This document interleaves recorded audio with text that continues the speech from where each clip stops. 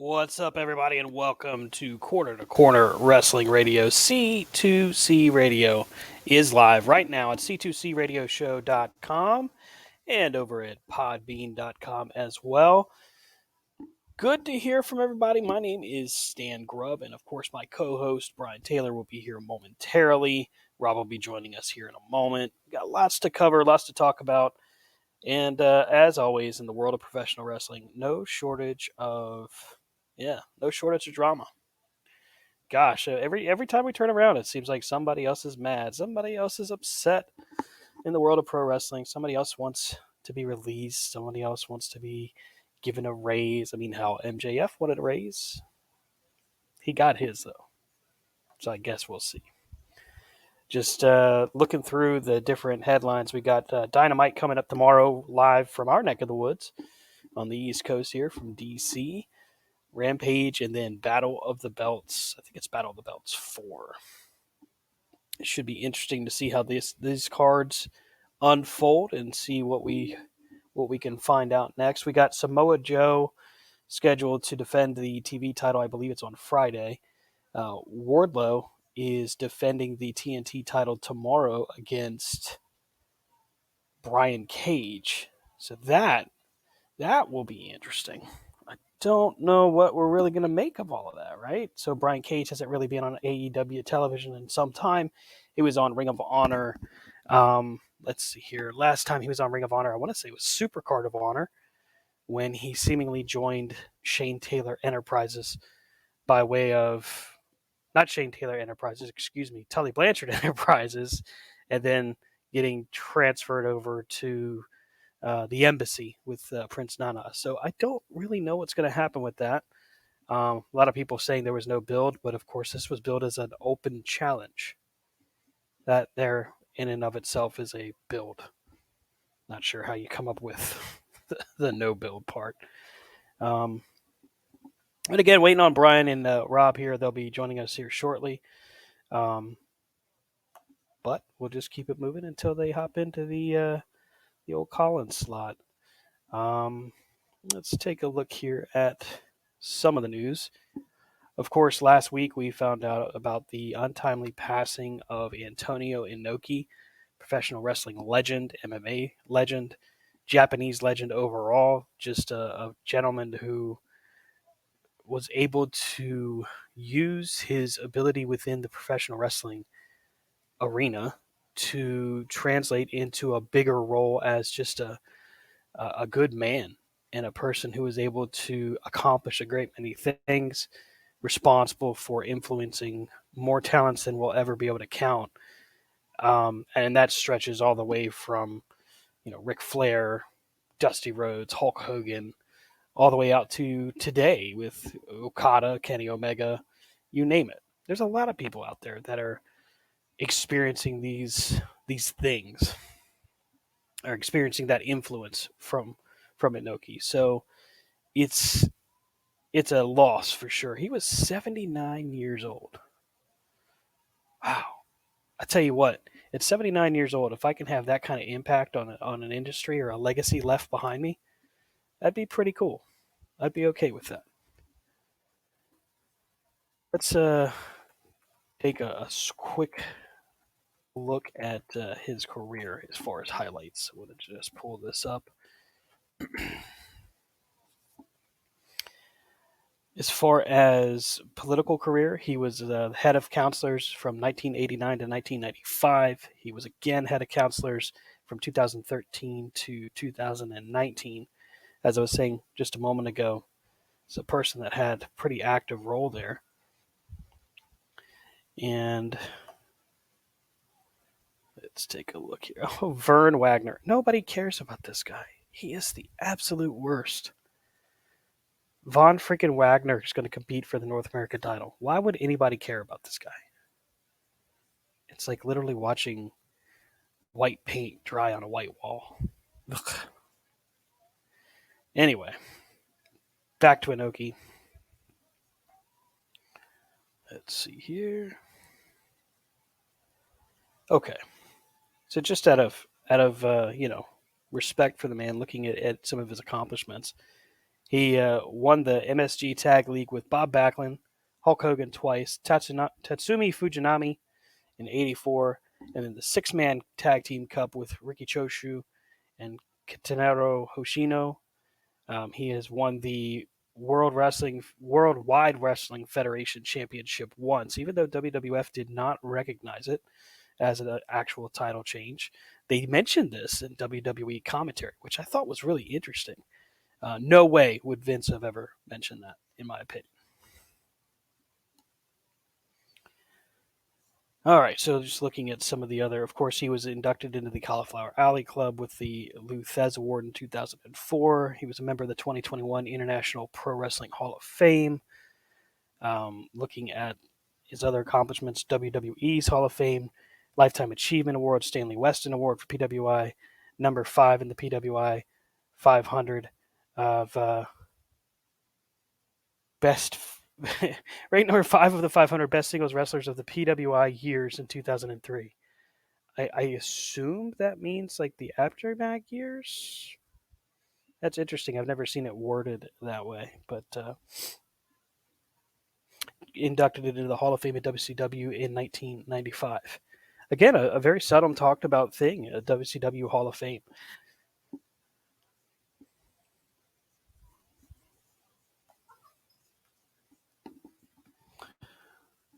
Just clearing everything up here. Brian shall be here shortly. There he is. What's up, Brian? Can you hear me? I do. Oh, okay. Yeah. What's up? What's up? What's up? I was just kind of talking about Antonio Inoki and his untimely passing and just some of his accomplishments. I pulled up his Wikipedia, and it's kind of ridiculous.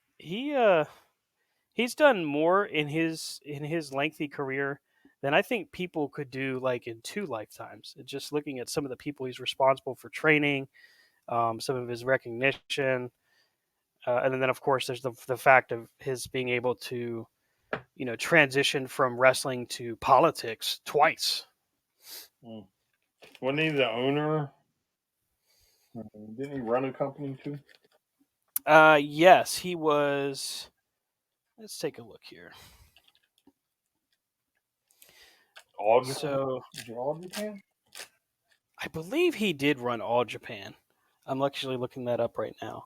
He ran a promotion in 2007 called the Enoki Genome Federation. It was, but I want to say it was before that. It's so weird. This is one of the reasons I don't like Wikipedia, because it's okay. So he founded New Japan Pro Wrestling in 1972. Geez, I feel stupid for not even mentioning that. So he is actually the one that founded New Japan. Oh, okay. There you go. Very nice. Very nice. Well, who's All Japan? Muda, I thought, was All Japan. Let me just look that up rather than guessing. Who started All Japan? Either Muda or Gato. Who started All Japan Pro Wrestling?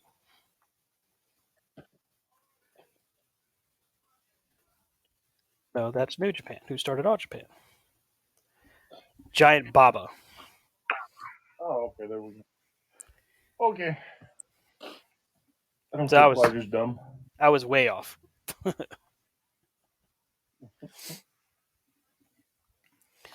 Oh man. So yeah, that was kind of the bigger thing that I mentioned. Like I said, it was just kind of going over some of his accomplishments. I don't really have a ton of specific memories about Antonio Inoki. I mean, I know that his presence was felt literally all over professional wrestling, but there's not a specific like match or moment that I remember outside of seeing the footage of people literally lining up by the hundreds to get smacked by him when he officially retired.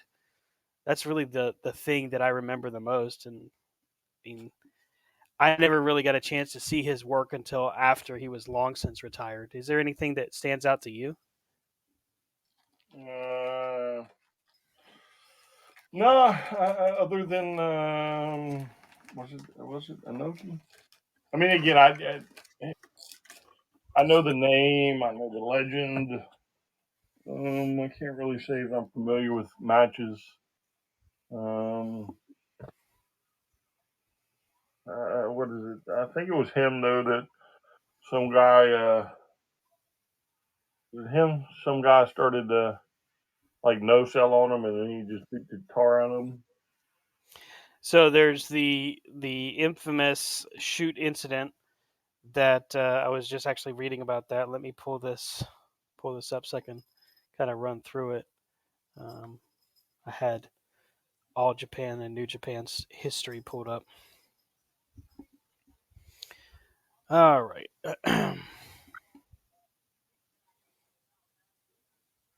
So on December 8th, 1977, Enoki was involved in a match against former strongman turned professional wrestler Antonio uh, Barikovich. Hopefully I pronounced that properly. Better known as the Great Antonio.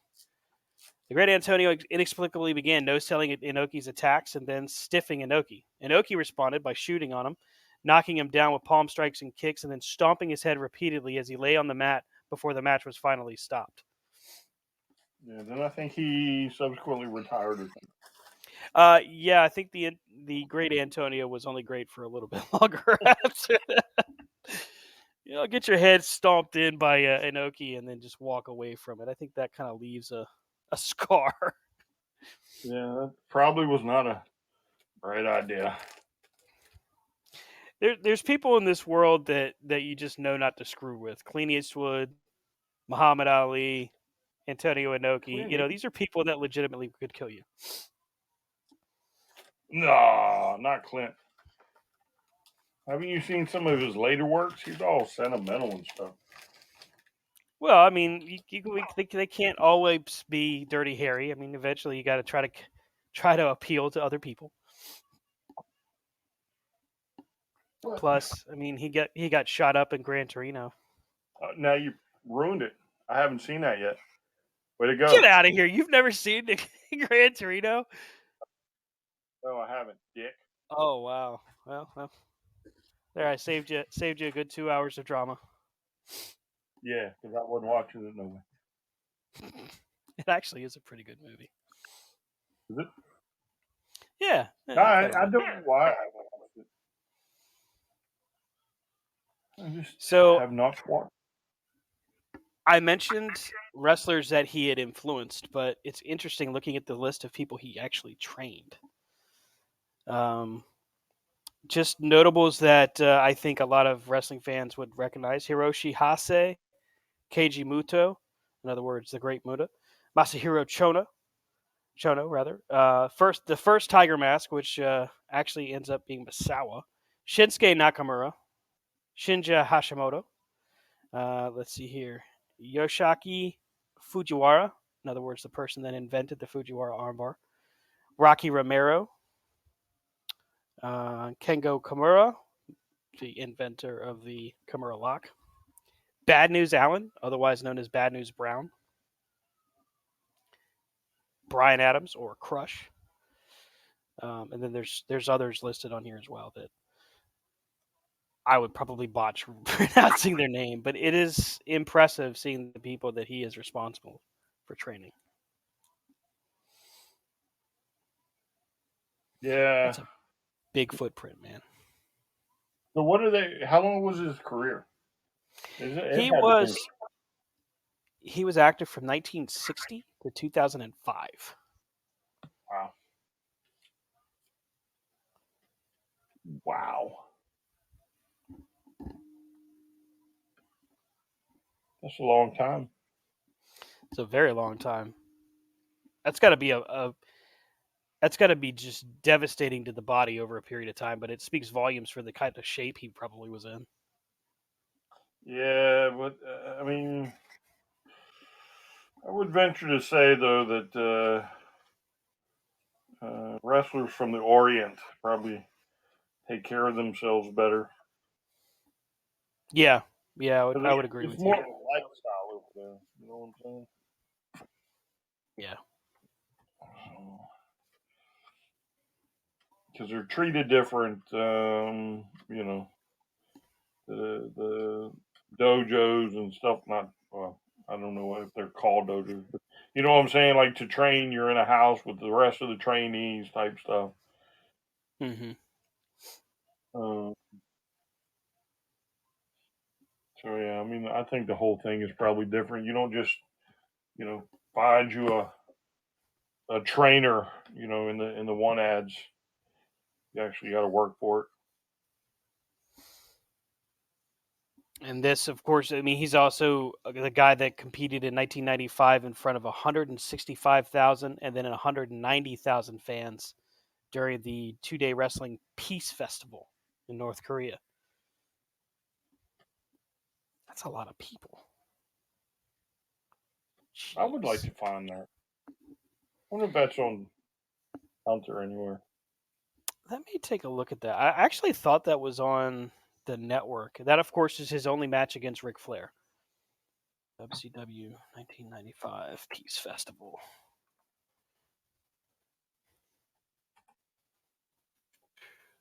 Collision in Korea is what it's called. And it's on there? Well,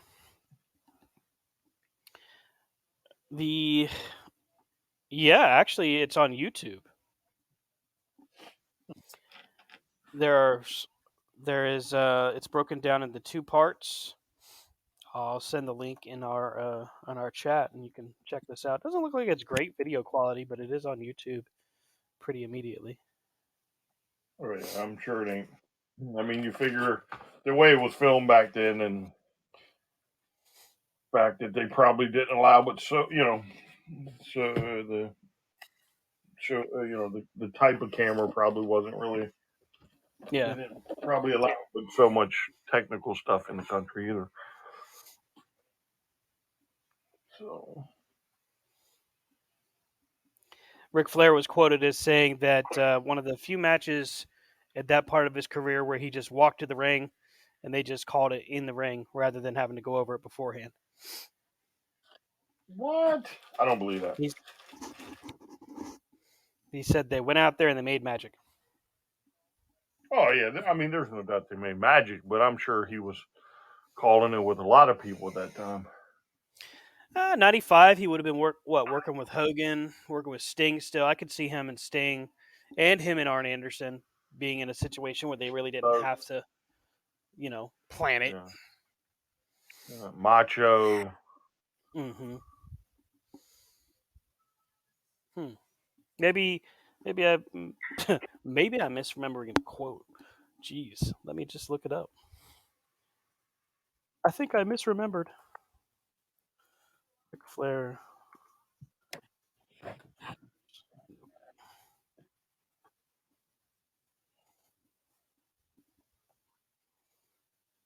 Nah, I mean, maybe you are, maybe you're not. Who cares? In the grand scheme of things, who cares? Yeah, suckers. Yeah. I say what I want. Hey, real quick, special thanks to all of the awesome listeners that we have. Brian, last week alone, over 300 downloads of the show. Very nice. Very nice. Tell your friends. Seems our footprint is growing in not just the United States, but in France and in Japan. They love us overseas. They do. They do. These crazy Americans. I don't know where that accent came from. I'll just Yeah, shut up. That was bad. Yeah, that was bad. That was bad. Let's see. Am I gonna get like a cease and desist? No. Just God, this guy's racist. Oof, I am not. The country of origin may not necessarily be race. But Right.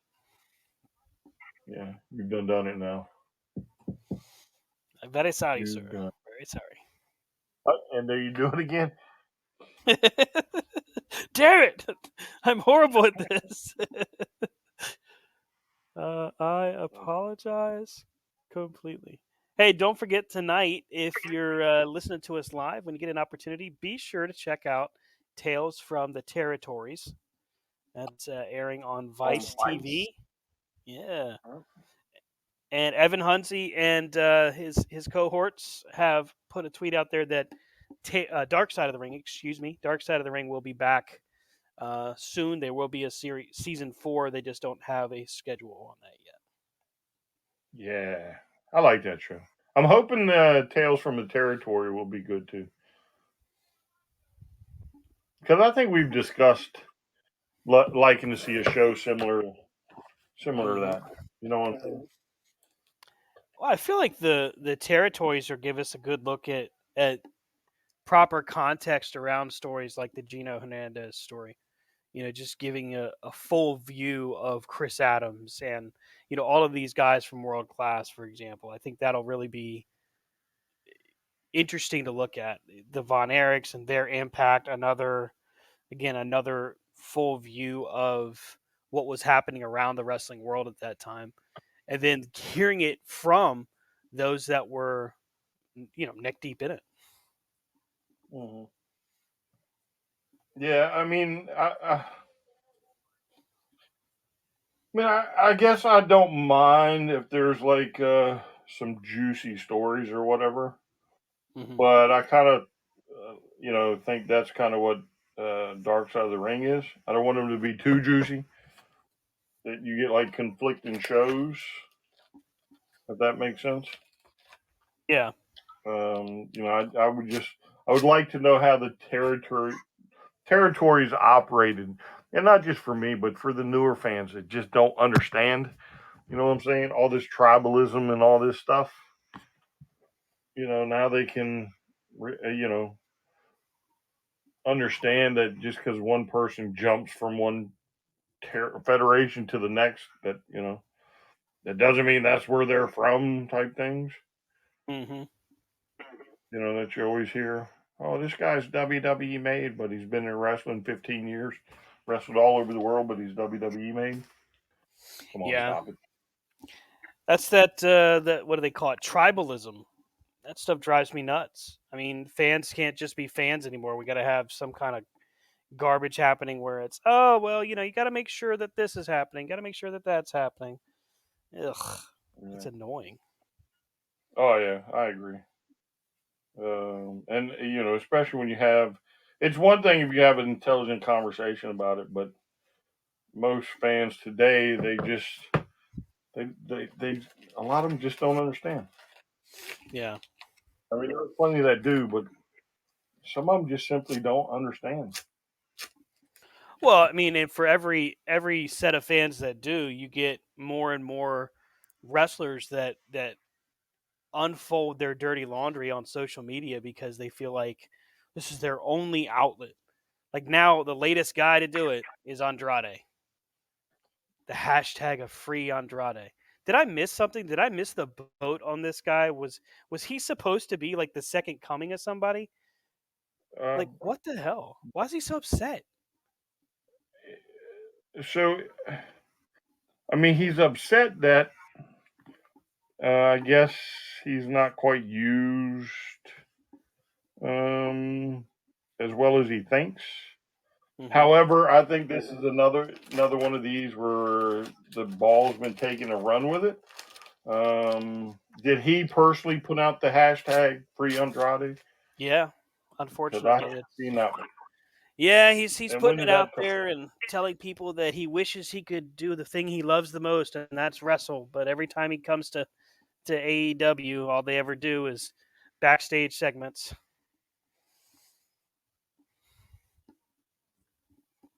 It's But crazy. when It's did he it's put the almost embarrassing. when did he put the hashtag out?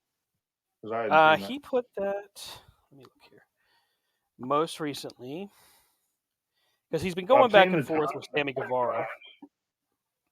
well, yeah, that's because Sammy's a little nitwit. Yeah, we'll get to him in a moment. He's not innocent on this list. That's for damn sure. Let me just pull him up. Just took a second to find his tweets. Because No again, I've seen Twitter. the I just want to hourglass. follow every single person. Yeah, you've seen the hourglass. You said. Yeah.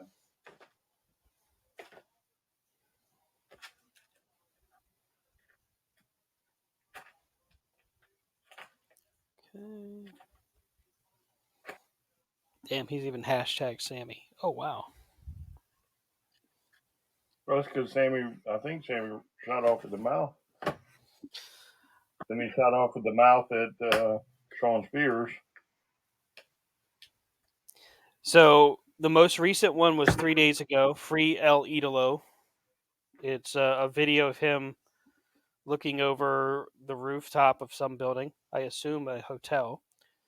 Let's see here. But now, does that like mean what you think it means, or does it mean he wants to wrestle more? I don't know. I mean, I hope that it's hey, let me loose. You know what I mean? Like set the beast loose or something like that. All right, cool. Go wrestle, dude. Do what you want to do. But wow, Twitter literally just doesn't want to show me all his stuff. Okay, so basically, he's been tweeting this for a couple of weeks now. Is the best I can recollect. As far as the first time he did it, I'm having trouble finding it, but I'm just scrolling through. And then, of course, fans jump into it saying that he hasn't been getting the proper treatment that he should be getting. Was he supposed to just be, AEW champion right out of the bat? Is this just, yep, Andrade's the Well, guy. but again, so this is your tribalism, because if he was Yeah. utilized in NXT, Mm-hmm. God, I guess he'd probably still be there, right? I mean, did he I hold a mean, title in NXT? yeah, he I'm, was I'm, NXT champion. okay, for how long? Remember, roughly a A month, few 2 months. months. A few months. His NXT run was great. His main roster run was not great, which comes right back down to the okay. So Triple H gets a guy, signs him, knows what to do with him, puts him to work. People jump in, they're all on board, right? He gets to the main roster, then you get a guy like we'll just say Kevin Dunn or one of other the other Vince lackeys that may or may not still be working there. Oh, gee, Vince, I just don't see it. And then we end up getting the same routine, rinse and repeat, like what they did to Bobby Roode, what they did to EC3, for example. Ricochet for a long time, and only now is he getting even a look. And what did he get the Intercontinental title for maybe a month and a half? Who, I don't know. Ricochet?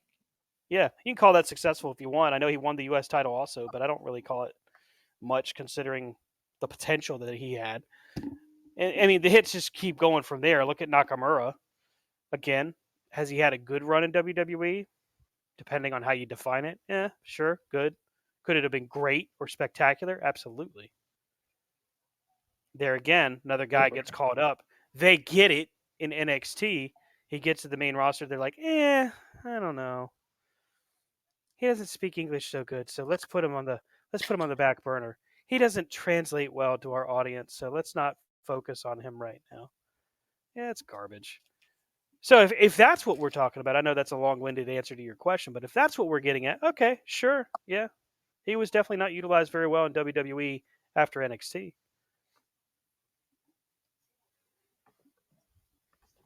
Well, there you go then. See, I don't personally give a damn where these guys come from or go to. You wanna, you wanna, you wanna go to WWE? Cool. You wanna go to AEW? Cool. You wanna go to Major League Wrestling? Okay, great. NWA? Sure. Go where you wanna go. Just shut up and wrestle. I don't need to see your. I don't like it. They won't let me wrestle. Come on, dude. He's got to be making millions. I'm sure Tony Khan didn't just pay pennies on the dollar for him to sign. I don't know about millions. Maybe one. Okay, maybe we'll Maybe. say $1 million a year, maybe. No, no, not a year. I don't know if that'd be. I don't Oh, know. total of the deal. Oh wow. Yeah, yeah, Okay. yeah. Because I don't know if any of theirs are structured like that. You know what I'm saying? Hmm. I don't. I mean, I guess it's possible, but um, I don't really think any of them are really. I guess there are probably a few high dollars, but again, it's Hmm. just like the WWE. You know, not all of them are making $1 million deals either. Oh, sure. For Even some of your example, like bigger I look at a guy like Adam Cole. I think he's probably making $1 million a year.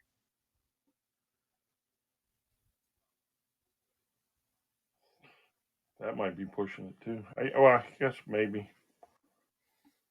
Like CM Punk, we're all pretty sure he's making Oh a yeah. pretty freaking huge amount of money. MJF, even he himself says he's making a stupid amount of money. Kenny Omega, I don't know, right? I mean, I maybe would imagine Omega and Jericho, but Mox I the mean it's Bucks. hard to tell who. I don't know about the. Well, I guess the Bucks, but it's kind of hard to tell like who. These things may be making big, like top of the line money, and who may just be down the middle. Yeah. I mean, the great thing about AEW is it's not like they have that crazy WWE schedule. So, the in WWE, okay, maybe I'm going to want 750,000 because the schedule I have to run. Mm-hmm. Whereas AEW, I'm home all the time. You know what I'm saying? And so I may only want 600,000, even though on paper I may warrant the 750. You know what I'm saying? You see what I'm saying? Mm-hmm. Yeah. I mean, guys like, well, we mentioned him earlier. Guys like Sammy Guevara, I don't think he's making maybe 200,000 a year, maybe a little bit more, but I don't think he's making. He's definitely not making Adam Cole money. We'll put it that way. I don't think he's making Bryan Danielson money.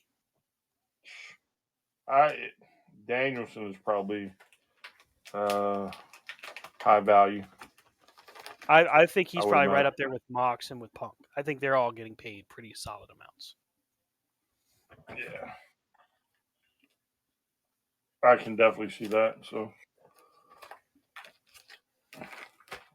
anyway, they're And back in DC tomorrow. yeah, and ticket sales for tomorrow night's show are solid. 15 tickets left, but between both paid and comped. Comped, by the way, looks like it's about 400 seats comped out. That's not too bad. You figure for a company that size, it's about 3,000 seats. Yeah, it's a very small arena. Mm-hmm. It's a good arena, though. I will say this: I was flat ass broke, so I mean, I had no way of getting there, much less being able to do that and Are work you and kidding me? everything. But what? Are you kidding me? I got to pay I you back told at some y'all. point. I know, but I can't No. just have you carry the bill on me all the time, buddy. What? Why, after however many years, have you developed a fucking conscience? That's what I Oh, want. okay, Where's okay. Well, look, for a where's long time, I didn't have like a job that was gonna like make it so that I could actually pay you back, right? I So, told y'all point blank I would purchase the tickets. oh, I'm not complaining. I'm just selling the truth. All you two wieners had to do is get gas money. Yeah. Well, I believe at the time when it was announced, I was, we'll just say it was really bad. That's the best way I could put it. So I probably was just not even thinking past that week, most likely. Um, Yeah, but Rampage, on the the other crazy hand, has. part. Go ahead. Go ahead. Oh, I was gonna say the crazy part is this was probably the first time that I wasn't expecting to get paid back. Oh wow. I just gotten some money that I wasn't expecting from work, and Yeah. but bam, I was like, oh, let's go to DC, and I'm like, hey, I'll buy, and then nothing. I get nothing. I get crickets. Yeah, that was shitty. We should have handled that better. I apologize for that. At least for my part. He's not here, so Yeah, I would have said this. If we had gone, I would have offered to drive or had you drive. I probably would have even.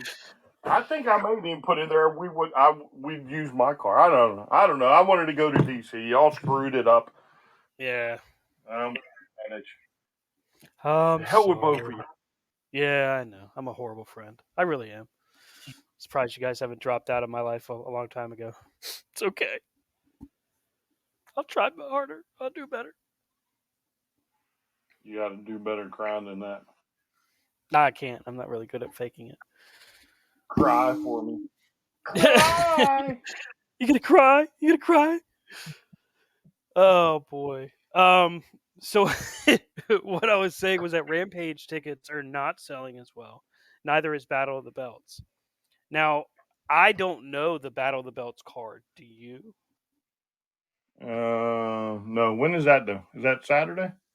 That's supposed to be taping Friday night at the same time as Rampage, or like right after Rampage. So let me pull it up here. Battle of the Belts 4, which is this coming weekend. Yeah, the only match announced for it so far, Pac versus Trent Beretta. Now listen, for us AEW fans that are hardcore, we know that's going to be a badass match. There's no question. Like Trent is great. Pac is fucking phenomenal. But for the layperson, for the average fan who's going to, hey, let's go with the buddy. That's all. That's all you give them. You got to have like an actual card. Well, yeah, but I mean, why can't they just wait until Wednesday and announce it? Which I'm sure they're going to do. You know what I'm saying? Mm-hmm. Like, you'll probably get your card on Wednesday. Although the battle for the belts aren't really, I don't really think they're normally anything spectacular. Well, let's take a look at the card for Rampage. Right now, the card for Rampage. You ready? Mm-hmm. 10 versus Yeah. Andrade in a mask versus career match. Again, for the diehard AEW fans, this could be really good. I think Preston Vance is great. I think this is a great opportunity for him to really show out. And Andrade is great. But that's all we got. Now for Dynamite, conversely, if we look at the Dynamite card for tomorrow, we got Brian Cage against Wardlow. Well, I hope for the Cage wins. TNT title. I kind of do too. I would love to see like a holy shit kind of moment where Cage just demolishes him, and we have to see Wardlow fight his way back. I'd be so cool with that. All right, let's take a look here. October 5th, Dynamite. As of 6 days ago, here's what we have. MJF versus Wheeler Yuta. That's going to be a great match. Darby Allin versus Jay Lethal. That's going to be a great match. Garcia and Danielson against Jericho and Sammy Guevara. That could be good. Luchasaurus in action. Okay. And it's also National Scissoring Day. Celebrating the Acclaim.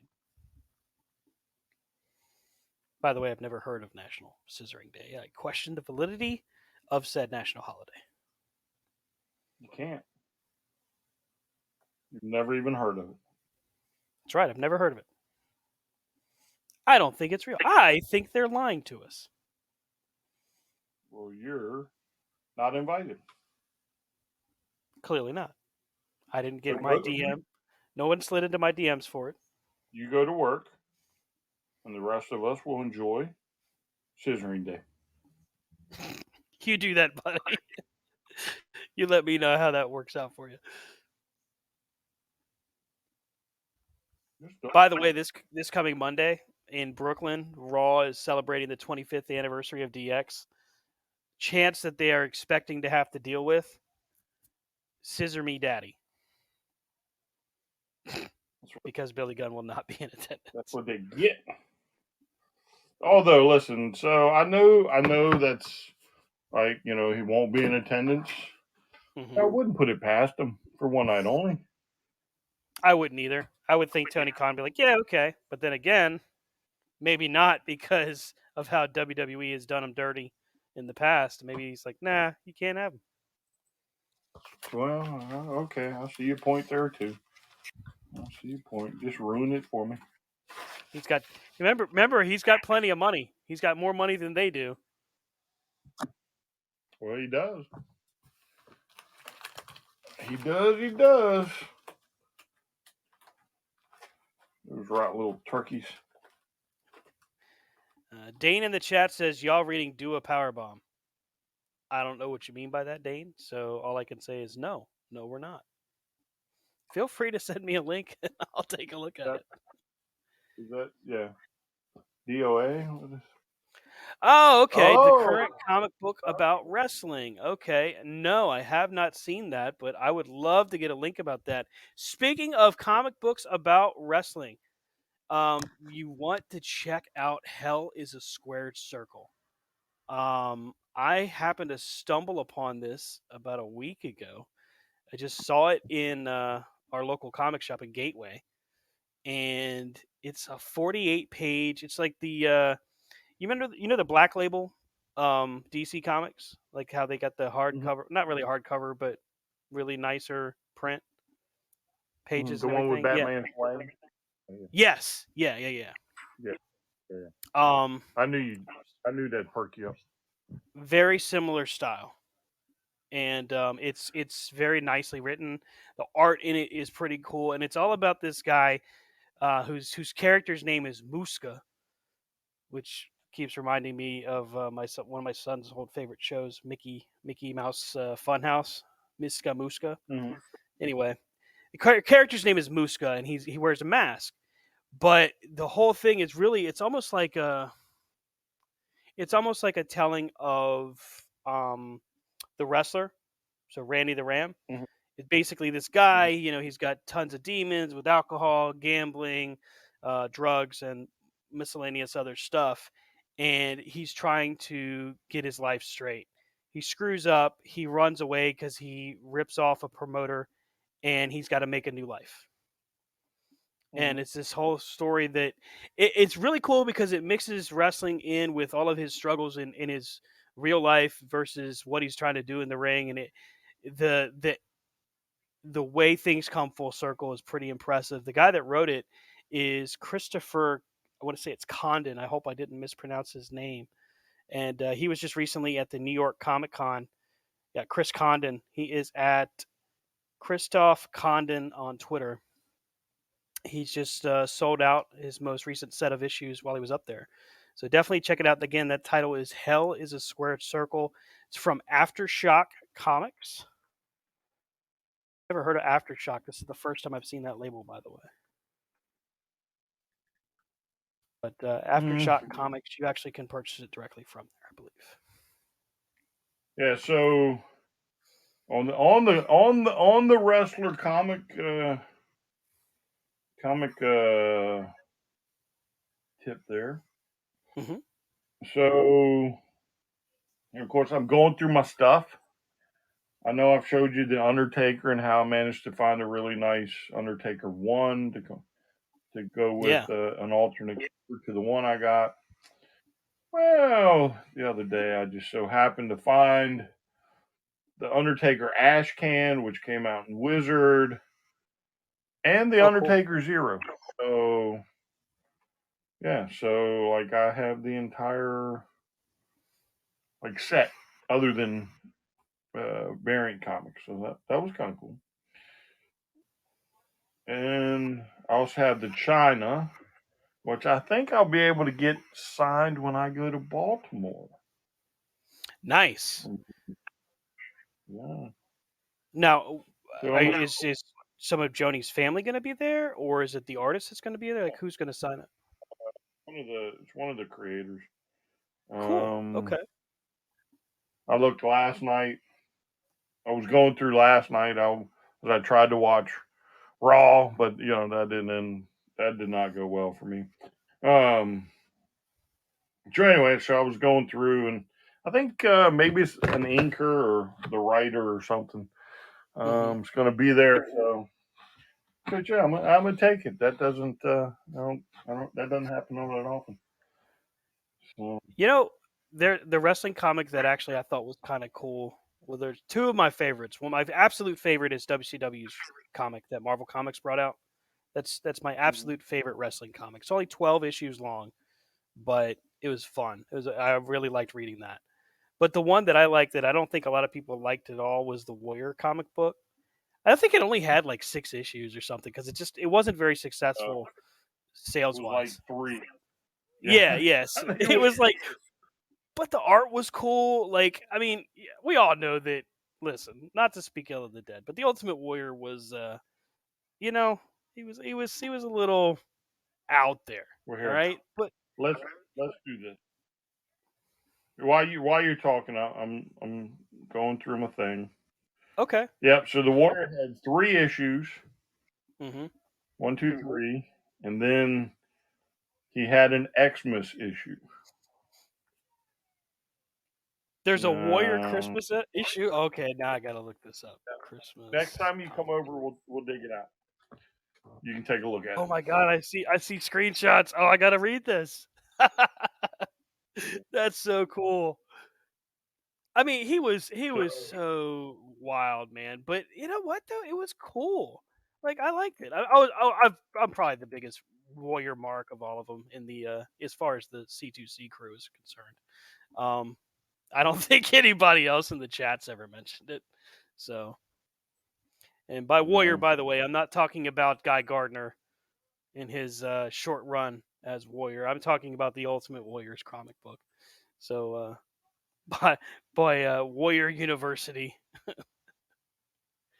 Yeah. Well, no. Let me back up. Apparently, there were 4 issues, Hmm. and I am missing number 4. Ooh, That pisses me off because I thought I had them. let's take a look here. I'm looking at the what the heck? Don't if you Google the Warrior comic book, one of the and I'm just reading this because it showed up as the top match when I searched Warrior Christmas comic. It says the Ultimate Warrior raped my Christmas. What the hell? Oh, Y'all fans are just rough. Damn. Um, yeah, there's a yeah. lot of comments here. So I got the Stone Cold Steve Austin stuff. Did you get the All of the Kevin Nash one? Undertaker. I have the Kevin Nash. I have the Zero. I think it's a Zero and a number Mm-hmm. 1. So I had the Nash. Let's see here. Nash. Oh, so I have 0, 1, and 2. I don't know if there was a third one. Mm-hmm. Stone Cold, China, Warrior, and the Undertaker. I actually liked the Undertaker. I actually thought that was good. I don't know if And I've then ever. yeah, that was the longest. 9 issues, something like that. Is there a Mick Foley comic? There might be a. Let's look. Let's go to the look. I can pull it up in the handy dandy. A Mankind. Yeah, there was a Mankind. Shout out to Dane for Unfortunately, showing us down the comic book rabbit hole. yeah. So 1 issue for Mankind with 4 variant covers. Mm-hmm. So let's see. That's Mankind. I did manage to see not too long ago a WCW 7, I think it was, Yeah, but I don't think I didn't buy it, and I don't remember where I saw it, or did I buy it and just haven't seen it yet. maybe. I don't know, man. I went on some crazy $1 comic bin splurge. I bought a lot of $1 comics lately. I don't remember what, but again, that's So where I found an alternate Undertaker in. I mean, just perfect condition. So I bought it. I was like, even though I got it, I got to buy it because it was a variant cover, one I didn't have. So for $1, I can't beat that. Can't beat that. The coolest stuff that the WCW comics actually gave us, aside from, the first time that I can remember comic books really um, giving wrestling some respect, especially because it was coming from Marvel. The coolest stuff was like the covers were action shots from different matches, like Sting versus Cactus Jack or Big Van Vader, Lex Luger. But they had like an evil Sting. So before we ever got a chance to see Sting be a heel, like we saw in a very short amount of time in 1999, we got a chance to see like all kinds of different things where they focused on Cactus Jack. They focused on something called the Halloween Phantom. Now, for the hardcore WCW fans, you remember the Halloween Phantom ended up being Ravishing Rick Rude in 1991, and actually at the Clash of Champions where he beat Sting for the U.S. title.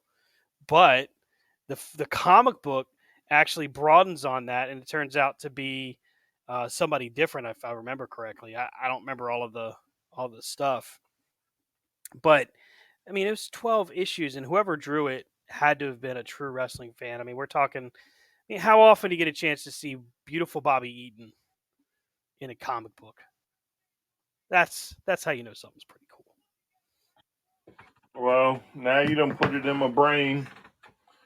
So now my quest will be to find them. And I don't know if this is an actual comic. I'm pulling it up now, but apparently there's a Marvel Comics WCW Slam Force.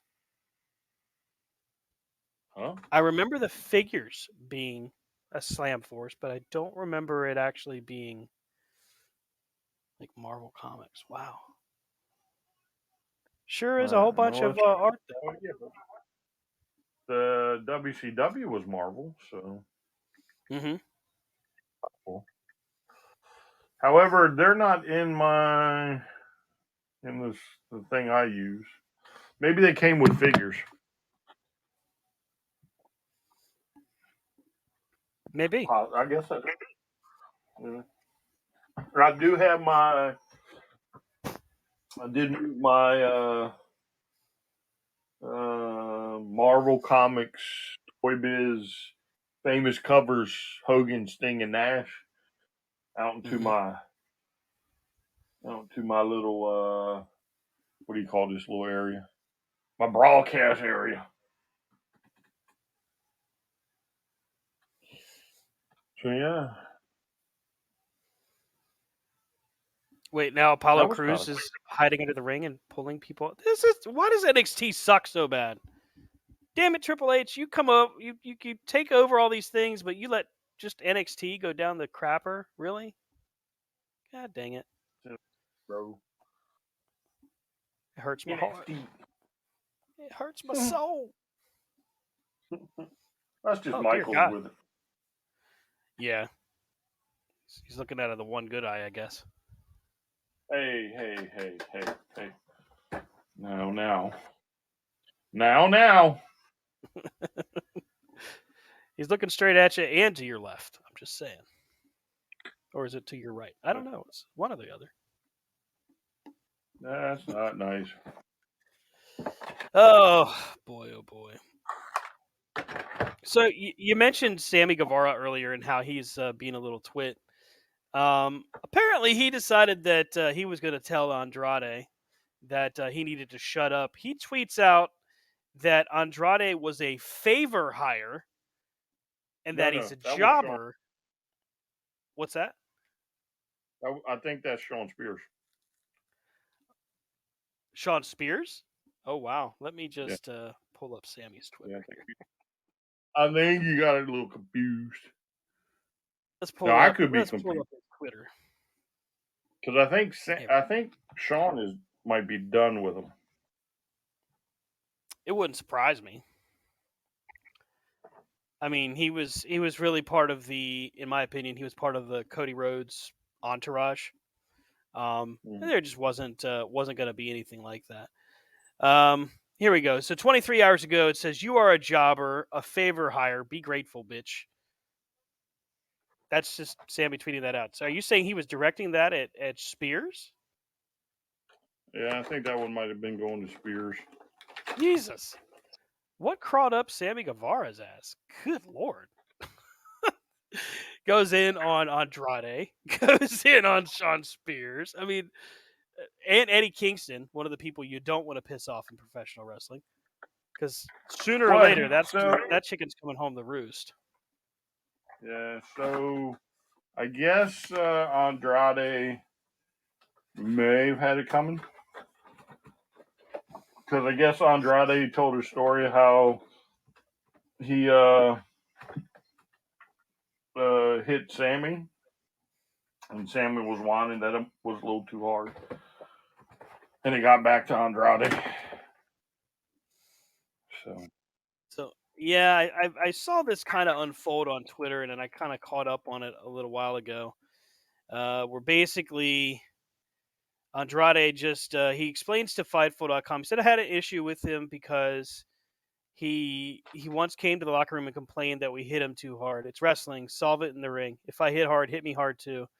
I learned that he came in and he accused me like a little girl. And after I learned about it, I spoke to him and asked him if he had an issue with me.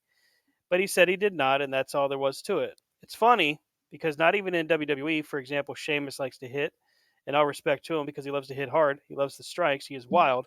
Even The Miz likes to throw strikes. Not even John Cena complained about me.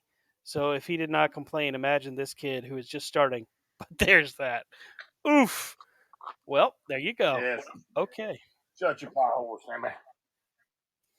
Yeah, I like Sammy's vlog and everything. I think as a person, he's probably a good dude, but I don't know why he has this urge just to keep going on and going on. It's not a wise way to do business. Yeah, but it keeps your name fresh.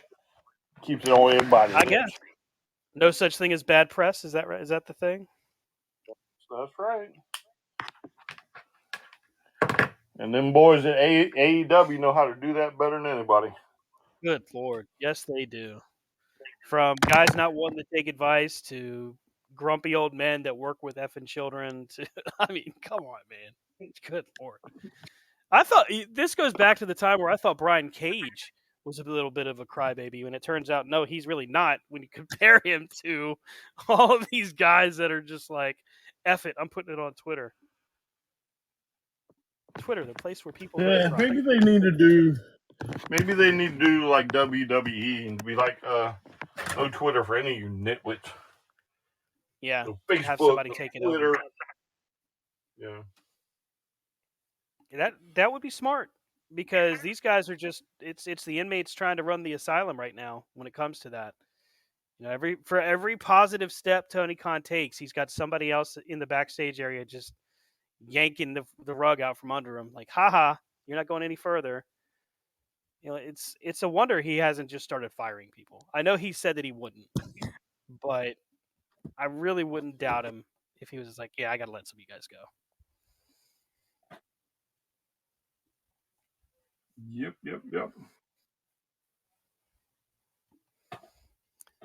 What did you think of Soraya's return promo or Soraya, whatever? What'd you think about her promo coming back? I don't think she's ever really been all that great on the mic to begin with. To me, it was par for the course. Mm-hmm. She had to be nervous. She had to have the butterflies going. Mm-hmm. So, I mean, again, I don't ever recall a promo, and again, I could be wrong. When a page promo that was like, "Ooh, gosh, she's gonna bring it now." You know what I'm saying? Yeah.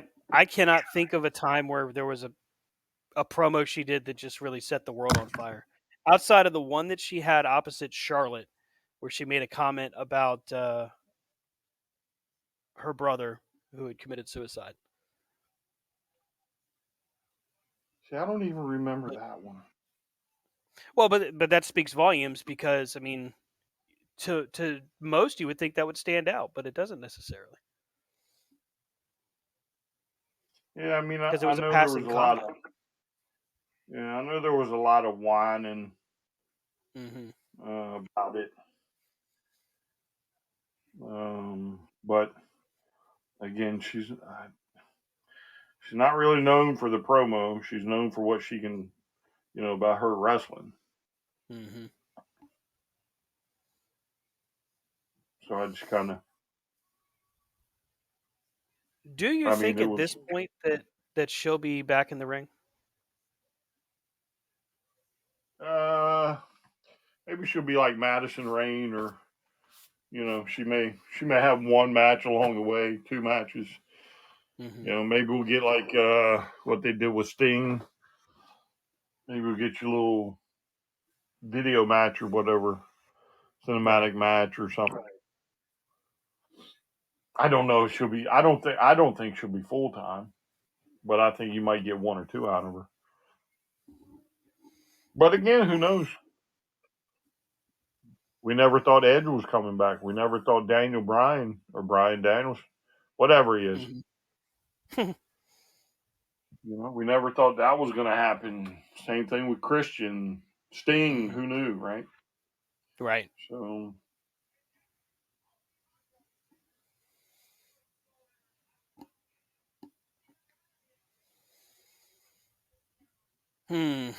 Edge is scheduled to take on Finn Balor this weekend in an I Quit match. A lot of rumors and innuendo going on that apparently this may be Edge's swan song. Good, he can come join Christian. Do you think he would thrive in AEW? Oh, please. I mean, promo wise, yeah. Edge and Christian, the tag team. Mm-hmm. Your tag team division becomes that much better. Edge as a singles wrestler becomes that much better. Right? There's no question that unless he's gotten an injury along the way, there's no question he's still better than probably 90% of your roster in the WWE. Maybe higher, right? There's no question. So of course he elevates. If he goes anywhere, even for a one night only match. But I can only hope. We get like a 3-second pose or something. That'd be interesting. I mean, I really wouldn't mind seeing it. I'm just, as I think about it, I just wonder, one, if he's healthy enough, why wouldn't he? It makes good sense.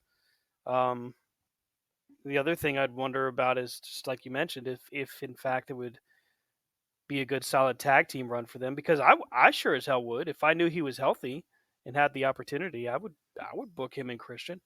Absolutely. All right. So, I'd be curious to see how they do against FTR. Well, that's what I was getting to say. Let me throw this out at you. Right? FTR's, the best in the world right now. Mm-hmm. Right? They just beat who they beat? Aussie Open last weekend, I think it was. And so they're, how cool would it be for FTR to face Edge and Christian? One night only. Mm-hmm.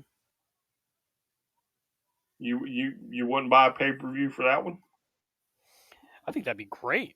I'd love to see that. Good old-fashioned 2 out of 3 falls. Yeah, I'm buying a ticket.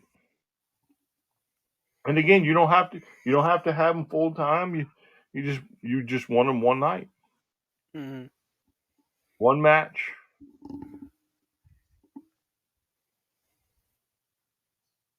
Titles versus Kurt Angle's hair or something. Wait, Kurt Angle has hair? Well, I'm just saying, just throw some wacky stipulation in it.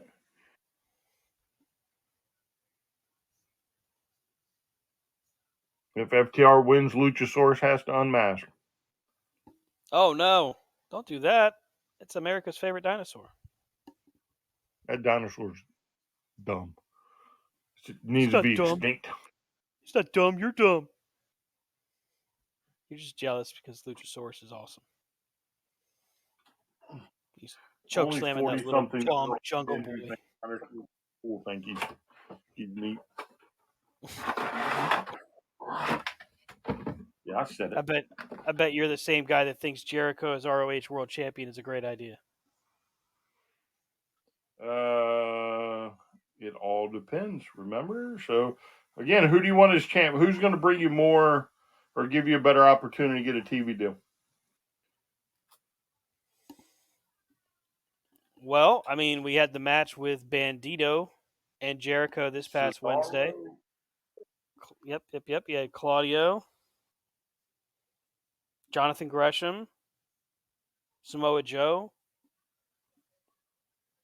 Wheeler Yuta. Yeah, but again, you got to sell. You got to sell the ROH product to Warner Discovery.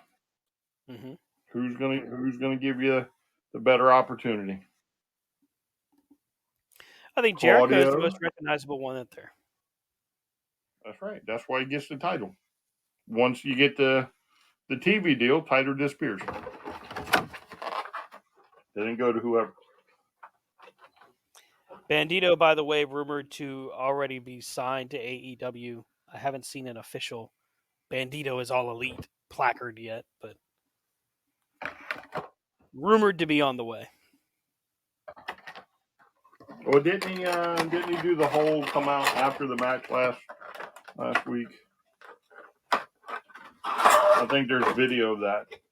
Yeah, so after the match where Jericho gets the win, doing basically the mask thing that he did to Rey Mysterio, I like to see that he's bringing some of that back. That was kind of neat. Anyhow, Bandito loses by submission to the Lion Tamer. After the cameras turn off, Tony Khan comes out there and, hey, thanks everybody for coming out.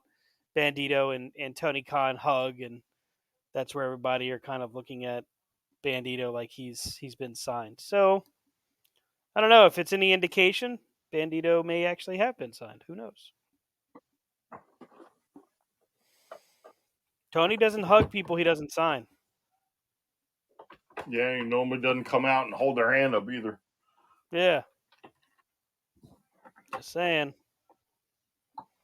I will say that this was a good match for Jericho. He looked pretty decent during this match. Bandito's Bandito. He's never going to have a bad match. I just don't think he's capable of doing so.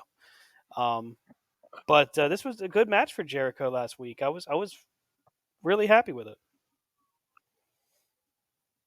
He's on a different level. He's like really on a different level. Yeah. Like we can make fun of him because we call him Drunk Uncle Jericho, but you can't make fun of his in the ring because every single time, literally every time, I'm expecting that it's going to be like, this isn't going to be any good. He just comes out there and just throws a banger out there. He's like, watch what I can do. Mm-hmm. That's why he's the GOAT. He's the GOAT. He might be. He might be. He may actually go down in history as perhaps the best of all time to ever do it. You know what I mean? Just with everything he's done, the ability to reinvent himself, all of those things, it's pretty damn impressive. And hey, he hypnotizes us with his abs. The disappearing abs. Right.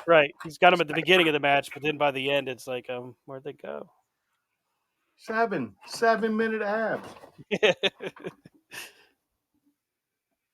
6-minute abs. What? What do you mean 6? I said 7. You're fucking fired. I love that movie. That's a good movie.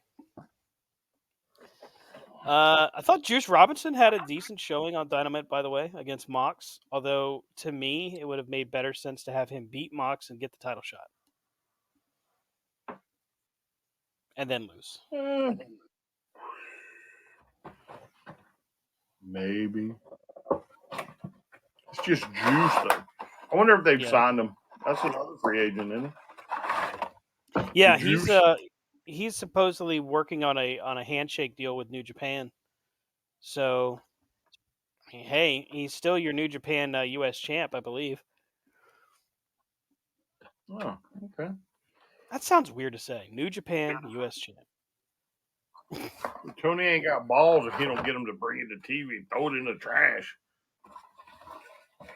That would be cool. I mean, Right, I said it. New Japan would take out a hit on the guy, but that would still be cool for a minute.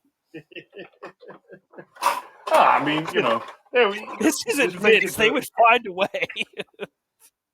no, you make it a work or something. Yeah. Because if you did it cleverly enough, I'm sure nobody would figure it out except for probably Uncle Dave and who listens to Dave. I'm curious what his subscription numbers are now. Oh, probably 1 million. Probably something we'll never dream of. Wow.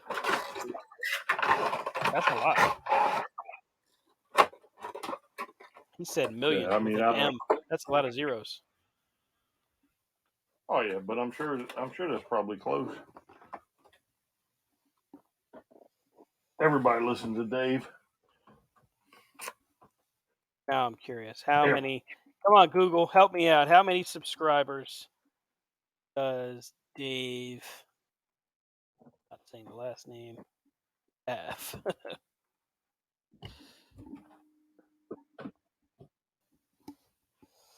Let's see here. Back in 2015, around 5,000 to 8,000 who actually pay for the Observer. Wow. Yeah, but I'm sure all his other accounts have boatloads of people. Oh, he's 62 years old. What a dedication to the craft. I mean, make fun of him all you want, joke about him all you want. That's a long time to be in the business. You're the only one making fun of him, man. I said it. Wow. You. I didn't know you were such a Meltzer fan. Listen, you gotta respect it. I kid. I'm gotta do nothing. I kid. Whew. Damn hot up here.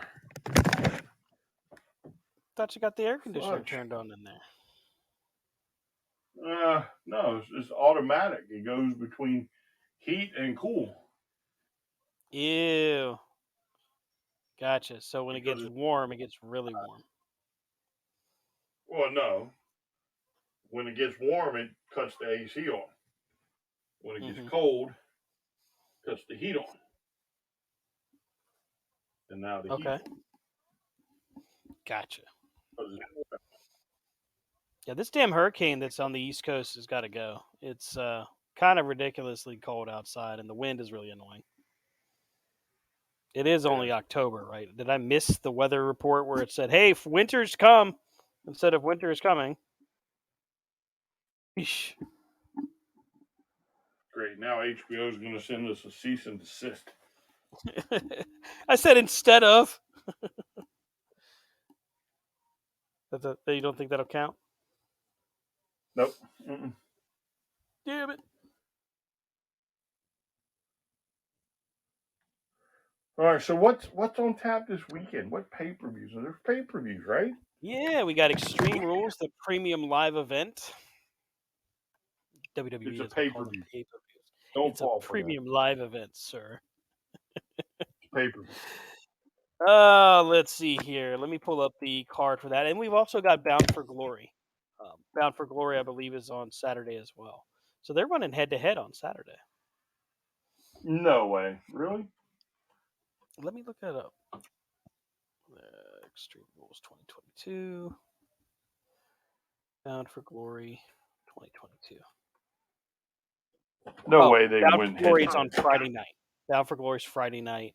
Extreme Rules is on Saturday night. I was going to say.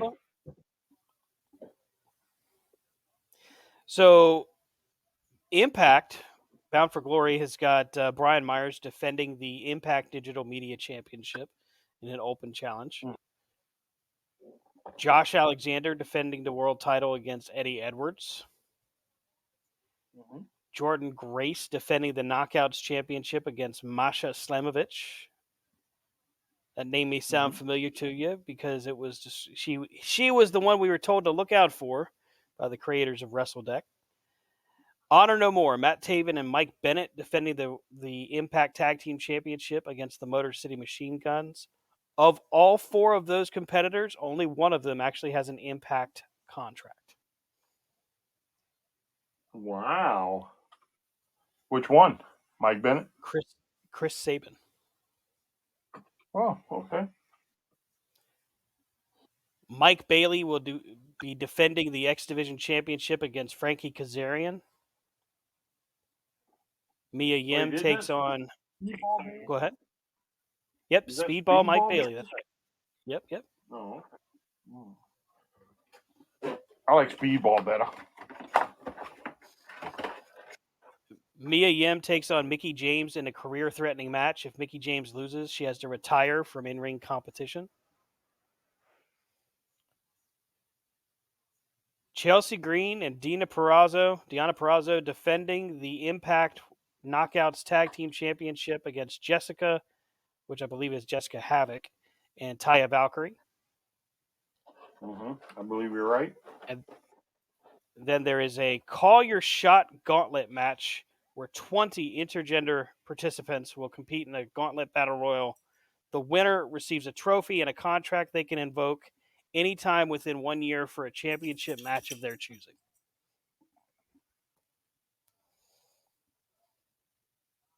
And there you have it. Interesting. So who do you think is going to challenge the mystery opponent? Brian Myers. You know what? I would say, you know what? If he hadn't already been announced for the gauntlet, I would have said Bobby Fish. Maybe Bully Ray, because he's been trying to come after Matt Cardona. Or maybe Matt Cardona.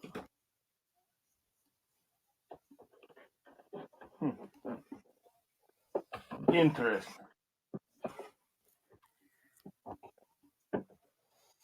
Very interesting.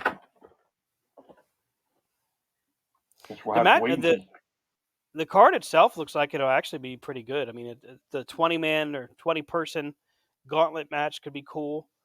So far announced for that is PCO, Rich Swann, Giselle Shaw, Heath, formerly known as Heath Slater, Bhupinder Gujar, Bobby Fish, Steve Macklin, Moose, and Sammy Callahan. It's a good, solid list of people so far. I mean, I don't think the last, probably year's worth of pay-per-views have been bad for them. They just can't build an audience.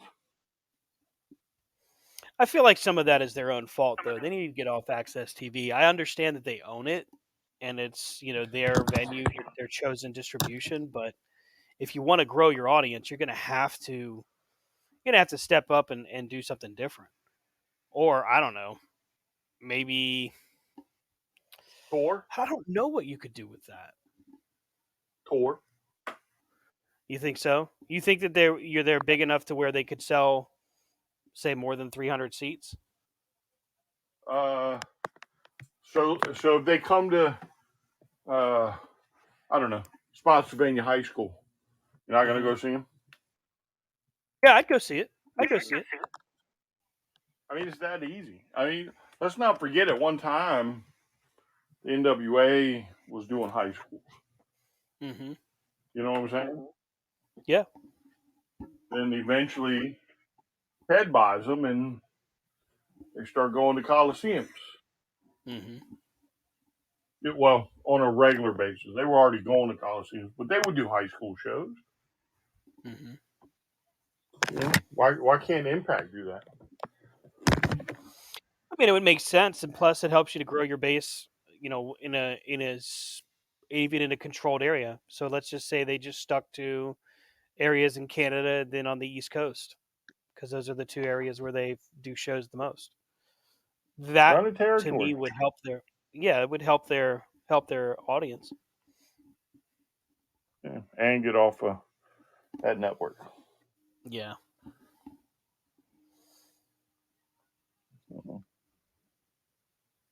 You want to try to do predictions for Bound for Glory? No, because I haven't really watched Impact lately. It does make it difficult to predict when there's only but so much you can see. I don't get Access TV here, so I have to search it out on YouTube or other means, and I don't honestly feel like dedicating the time to it unless there's a reason to do it. Like when Kenny Omega was crossing over to there, to me it made sense because like I wanted to see what was going to happen. Now he's not doing it, Mm-hmm. so. Let's see here. Let's move over to Extreme Rules. We've got 6 matches on the card so far. We got Liv Morgan defending against Ronda Rousey in an Extreme Rules match for the SmackDown Women's title. We got a fight pit match. Go ahead. Yeah. If Liv goes past 30 seconds in this stupid match, if I was Ronda, I would quit. So I mean, it's bad enough she holds, 3 wins over Ronda right now? 2 wins? 3 wins? I think you're right. I think it's 3. Because I think you got 1 for the title, where she won the title, and then like 2 return matches or something.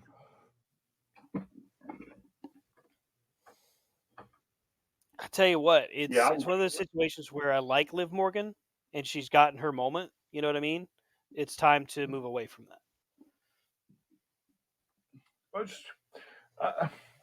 So her moment should never have come at the expense of Ronda. Mm-hmm. Because let's not forget, it was only 2 years ago. Ronda was running through everybody, Including Liv Morgan. and didn't she beat her one time while she was hurt? Yeah. Yeah.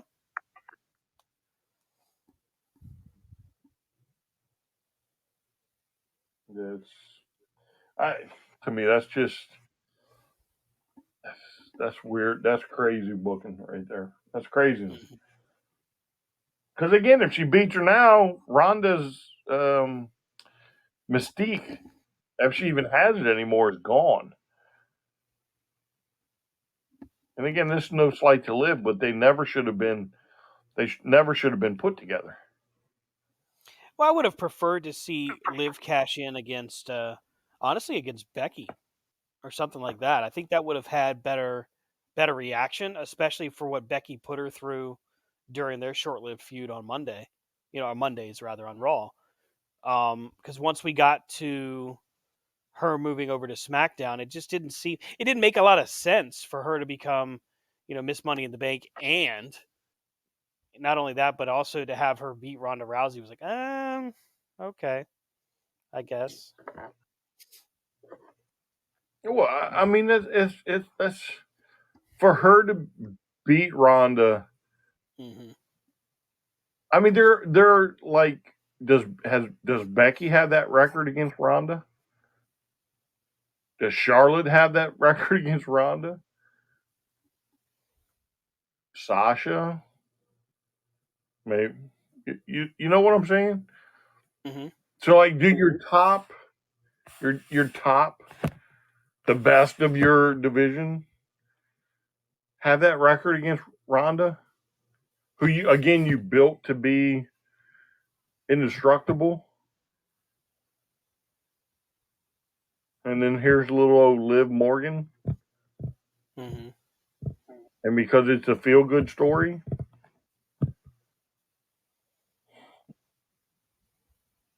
So I can't get into that one, but I think it'll be Ronda. So Liv has beaten Ronda Rousey. Um, let's see, SummerSlam, then beat Ronda at Money in the Bank, on house shows, in triple threat matches with Natalya. Let's see here, Ronda. I was able to pull up pretty much all of her. Let's take a look. All of her win losses here.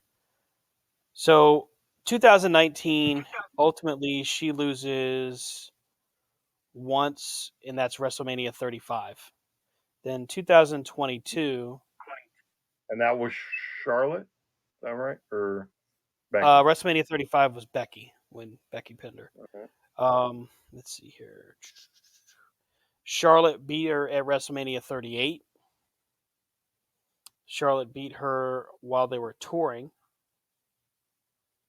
And then Ronda beat Charlotte at WrestleMania Backlash. Let's see here. What the heck is that noise? Somebody out there banging. So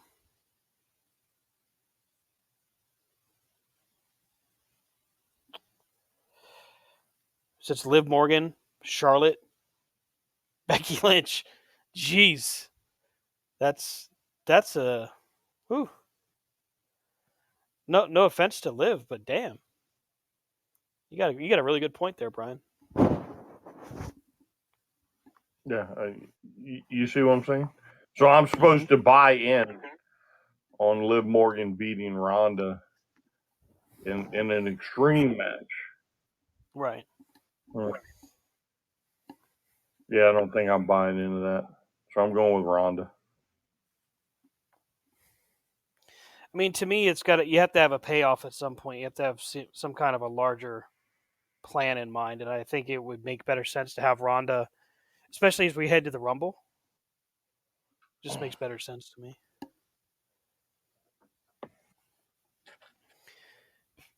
Let's see here. Matt Riddle against Seth freaking Rollins in a fight pit match. Fight pit is basically like the dungeon, like where we remember we had Shamrock and Owen Hart, and Dan Severn was the referee. Mm-hmm. Now it's Matt Riddle, Seth Rollins, with Daniel Cormier as a special referee.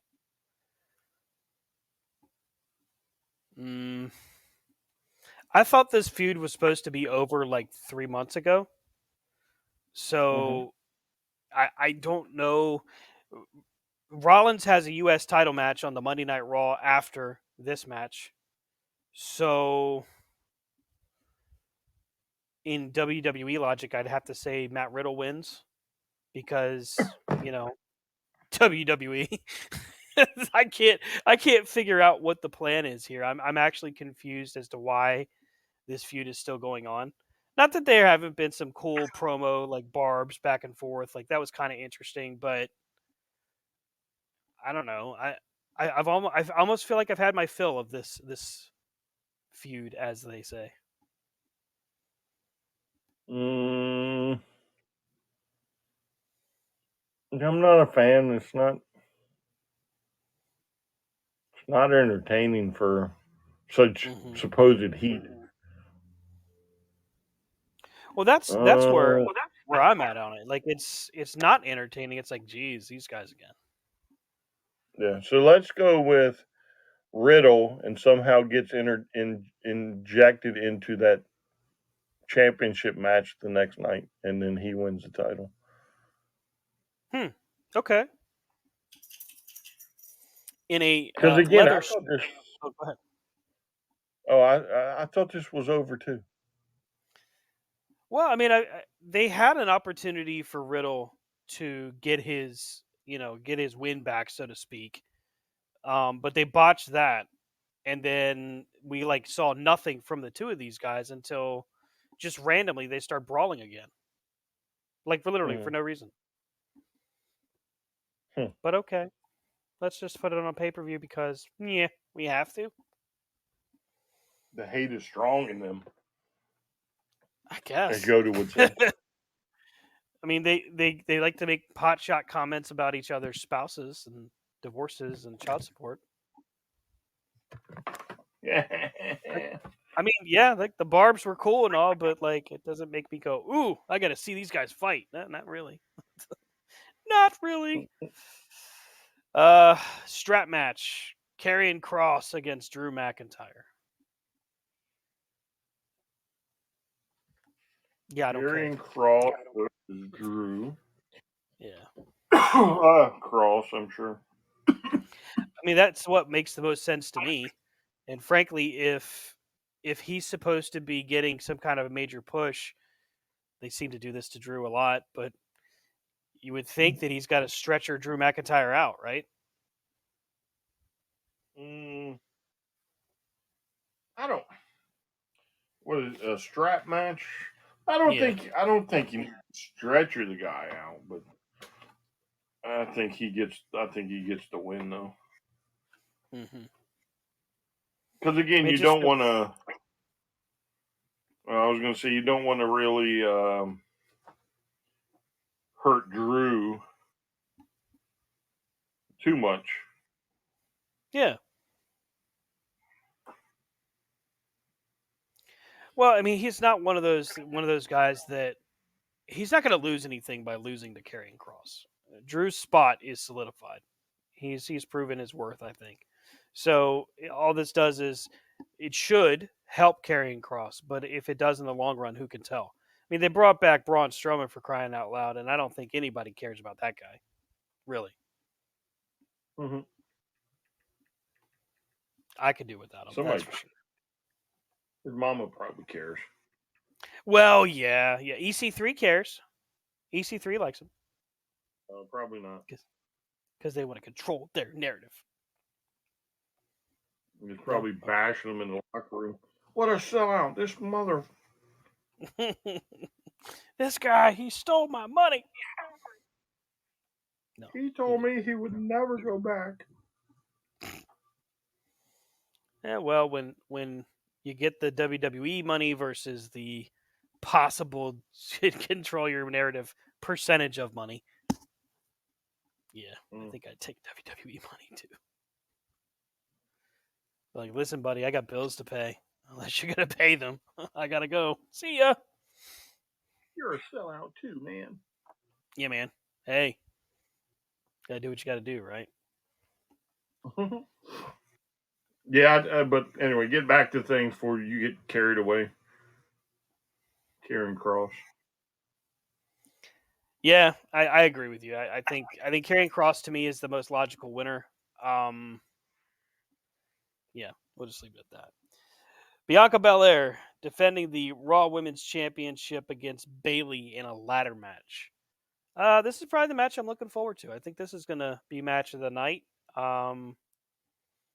Realistically speaking, it's got to be Bayley, right? I mean, she just came in at SummerSlam. She set the pace with her faction called Damage Control. So it's got to be Bayley, right? Man, I might give you that one. I might give you that one. I mean, Bayley That's comes hard. out this past. I mean, she came out this past Monday. She kind of set the tone. She, in my opinion, bullied Bianca Belair around until finally Bianca does the typical "Shut up, I'm still the good guy." Like, all right, well, I think Bayley is still outclassing you, and I think she's about to climb the ladder in their history-making match. Wait, why is it history making? What I missed? First ever women's ladder match. Ooh. All right. Here's the thing, though, and this is what kind of kills it. Yes, it's the first one-on-one women's ladder match, but it's not the first women's ladder match. The first women's ladder match was the first women's Money in the Bank match. But WWE is going to do what WWE does, so, you know. Yeah. We're going with WWE logic, and those women's Money in the Bank matches never happened. Yeah, that's just totally different, man. It's a bunch of women. We're just talking about two. Oh, okay. Just two, yeah. So stupid. Sometimes I wonder if Triple H just sits there and goes, yeah, I don't care. Just put him in the ring. Whatever. I'm going home. No, I I'm going to mean, go hang out with Steph. really though, somebody should. We've discussed this before, right? The WWE and how they announce things, but God, somebody really should have caught that one. Yeah, and just put a stop to it like immediately. All right, we said it once. Cool. Don't ever say it again. Just leave it. Leave it. Leave it. Yeah. Because like that's just Hopefully, stupid. yeah. Hopefully, nobody picked up on that. Well, if Twitter is any measurement, and we all know it, WWE loves their Twitter followers. Yeah, everybody picked up on it. Did they really? Yeah, a That's lot of people great. going. So what is Money in the Bank? Just curious. Just saying. Even the diehards are like, hey guys. Because honestly, until you said something, I did not pick up on that. It did not register. That. Oh, the Money in the Bank. That's a ladder match. You had a couple of those. I mean, I'm all for the history making things, but let's be honest about it. Let's not come on, people. Think, Come on, McFly, think. come on, come on. Now we have a match that's also on this card that could actually be. This match actually could be match of the night, like a sleeper, and that's the Brawling Brutes, Sheamus, Ridge Holland, and Butch, better known as Pete Dunne, taking on Imperium in a 6-man, good old fashioned Donnybrook match. And if my understanding of this match is correct, it's basically a tornado style match, which is going to be absolute madness. I think it could be really, really fun, or it could be an absolute shit show. But I'm gonna err on the side of caution and say it's gonna be fun. I I don't see how this could be anything but a good match. Yeah. I mean, Imperium's normally on point. Mm-hmm. Sheamus and his group are normally on point. I mean, Yep. you can't really dispute that Pete Dunne is one of the best. Yeah. So I think this might trump your match of the night. History making match of the night. You know what? I will say this: as much fun as I made of it, the Brawling Brutes with Pete Dunne being called Butch, still the stupidest name change out there yet.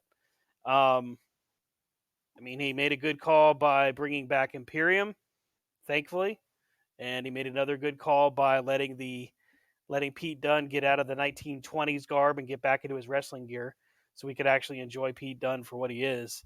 And I'm psyched about it. So yeah, I can't wait to see this match because it's damn sure going to be good. And what I could only assume the next match here is going to be their main event because there's nothing else announced. Edge against Finn Balor in an I Quit match. I thought Roman had one. No. No. Wow. So it's Edge versus Finn Balor.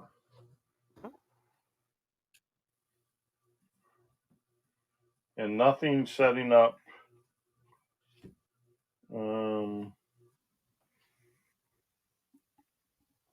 Nothing setting up.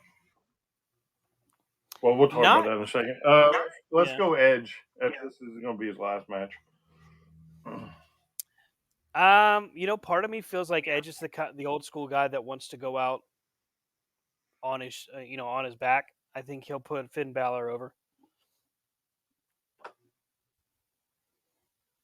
We do get an additional match here. I was able to find it. Johnny Gargano against Austin Theory. I think we might actually see Gargano make a play to get to the briefcase. I think we might actually get to see that. You think? Mm-hmm. I mean, I think you'll see Tomasa get involved in this somewhere. Mm-hmm.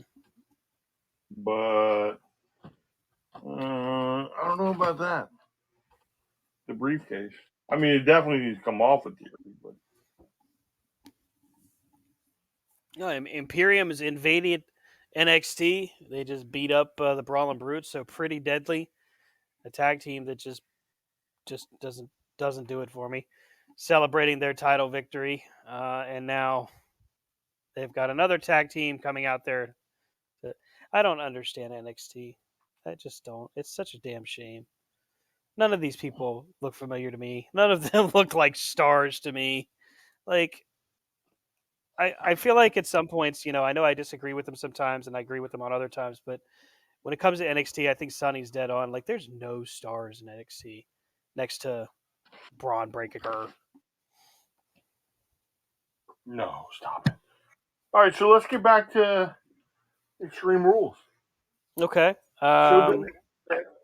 If Bray is coming out, when does he come out? That's a good question. So a lot of people are thinking that he's going to just do like a vignette kind of thing where they confirm that he's back. But to me, that's just not going to make any sense. Like, I don't understand why they would do something like that instead of just coming back when it actually matters, when it actually means something. But like, what actually would they do? Well, that's what I'm curious. Like, I mean, that's what have you been leading up for, if not for this? Well, I mean, let's think about it. I mean, if he comes out, let's say he comes out during or after the Fight Pit match, because he's got the history with Seth, right?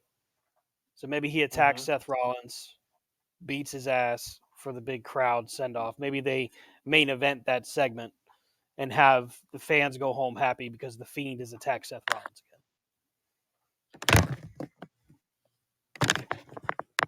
again. Yeah, but I mean, didn't Cross kind of kick this whole thing off?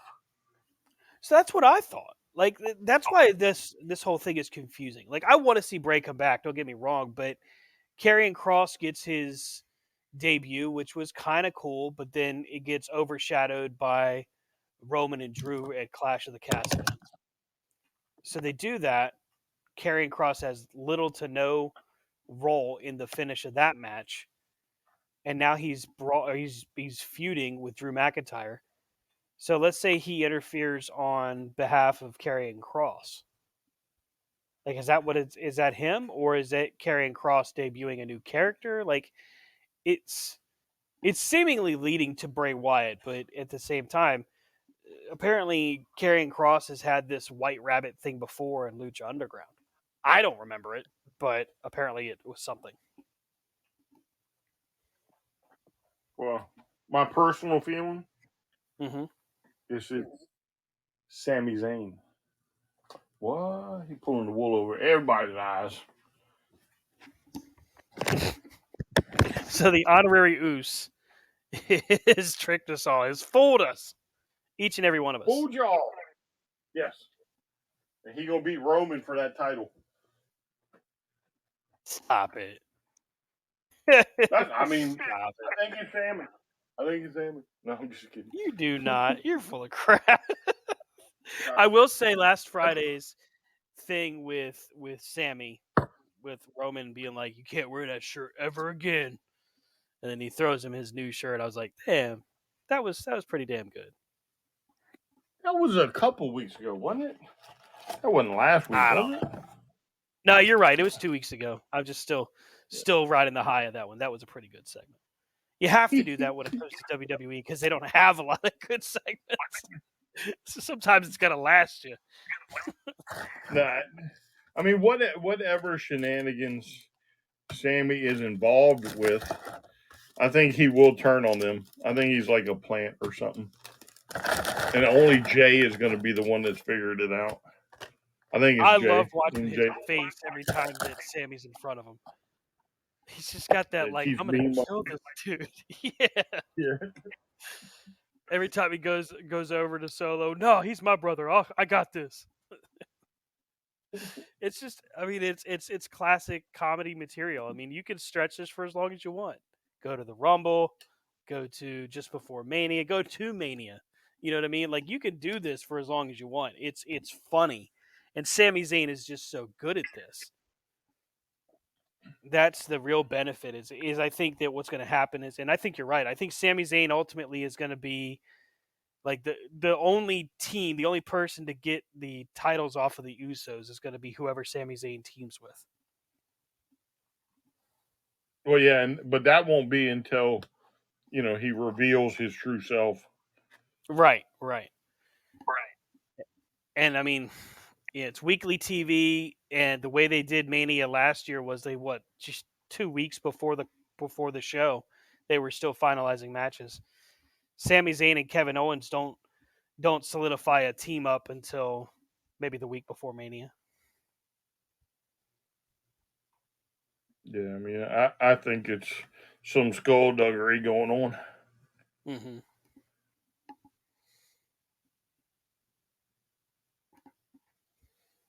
Mm-hmm. I do like Sami Zayn though. How can he not? It's Sammy. I mean, don't get me wrong. I think it's funny too, but you just know he's going to be the one to cost him, and that'll ultimately lead to this huge big breakup because Jay will be like, "Look, I told you, Mm-hmm. I was right, you were wrong." Jay gets beat up. You know, pure craziness. Cats and dogs living together. Mass hysteria. That's right. Hmm. I would ask you about any predictions for Battle of the Belts, but we only got the one match. You want to make a prediction for Trent Yeah. and Pac? Trent and Pack. Let's go with Trent. Really? Believe it or not, Okay. Trent. Trent. Yeah, Trent. I'm shocked they didn't do with Orange Cassidy. Yeah, I was too. But there it goes back to those dumb referees. A hammer to the head. Oh, I didn't see it. That's that's Dopey, that's dopey refs. what's supposed to happen. You Why are didn't all see it. wrestling referees dumb? They don't ever see nothing. Nobody's supposed to see nothing. They're all supposed to be blind. The damn shame.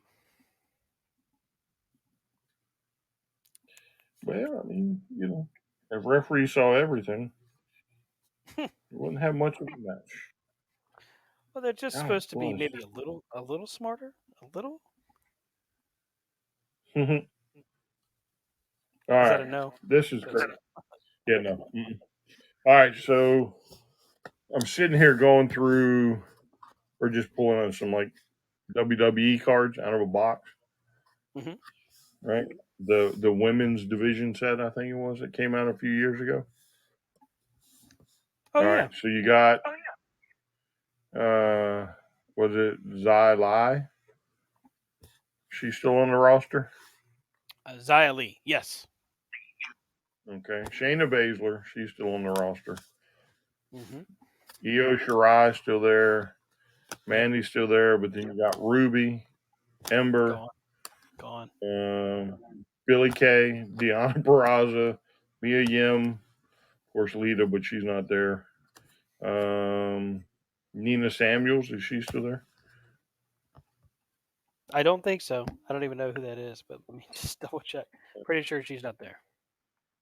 Tay Conti, Candice LeRae, Maria Kanellis, Sasha Banks, Liv Morgan, Kyrie Sane. Like half of them are gone. Mickey James, Tamina, Zelina Vega, Lacey Lane. I mean, that's like crazy. Like half of them I just called out are gone. Mm-hmm. Nikki Cross, Nia Jax, Bailey, Vanessa Bourne. It's like for everyone that's on, one of them's off. Casey Sheesh. Catanera, Green. That's just nuts. Wow. That's why I keep wondering. I mean, that was from a time, of course, where WWE's roster was just so bloated, so huge, that Mm-hmm. ultimately they had to let people go. It just didn't make sense to keep them. But as we look at AEW, and I said sooner or later he's going to have to start firing people. I mean, yeah, it's cool that Soraya is in AEW, but if the way he books women's wrestling doesn't improve, is it really that big of a deal? I mean, if he gives her matches, if she's good to go, okay, yeah, there's definitely possibilities there. But he hired Madison Rain, for example. She's supposed to be the coach of his women's division. Mm-hmm. I haven't seen any influence there. I haven't seen any change there. Is there something that I've missed? So okay, so let me ask you this: Okay. what change are you looking for? Well, there's a few things I'd like to see. I'd like to see a more consistent actual role for these matches. So for whomever it is, whether it's Ruby What do you mean by or role? for one, let's actually put the matches at different parts of the card instead of the same time slot and the same 5 to 8 minutes that they get. Put them at the beginning of the match or beginning of the show. Give them 10 minutes. Put them at the just before the main event. Again, give them 10 minutes. Let's give them a little bit more time and have the storytelling actually make sense. Okay, so what doesn't make sense? I'm just curious, right? Because I don't quite Well, feel that way. let's look at it. Let's Jamie Hayter and Britt Baker. Okay, we built and built and built for this, I guess, feud, and now they're buddies again.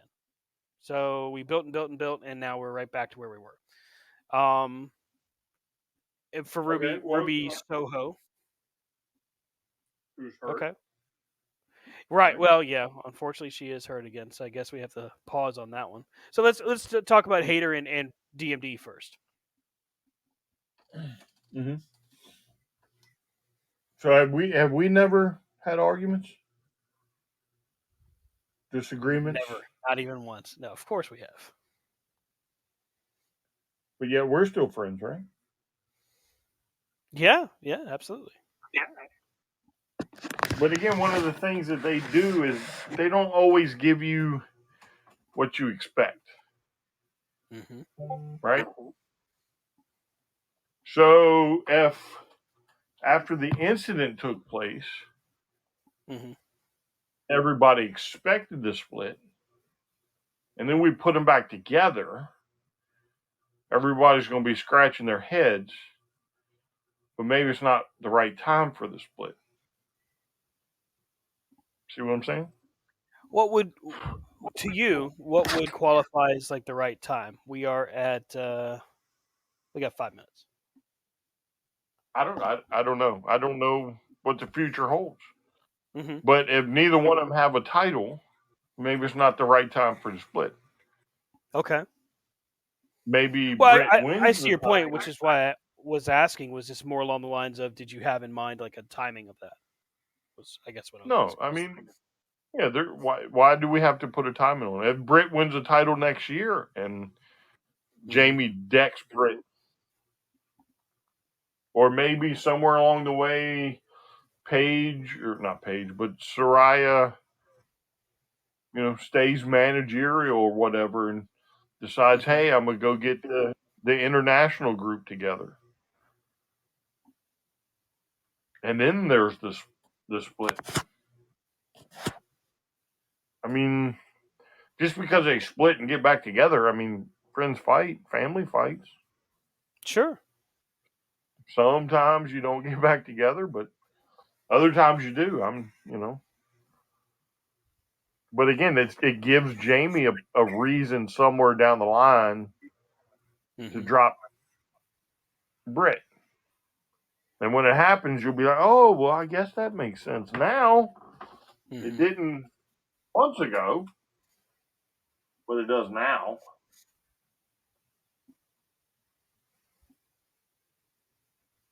No, yeah, I mean, they do things different. Mm-hmm. They've had women main event in the show. Mm-hmm.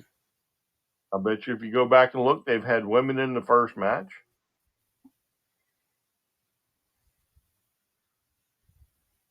They normally were running decent lengthy matches.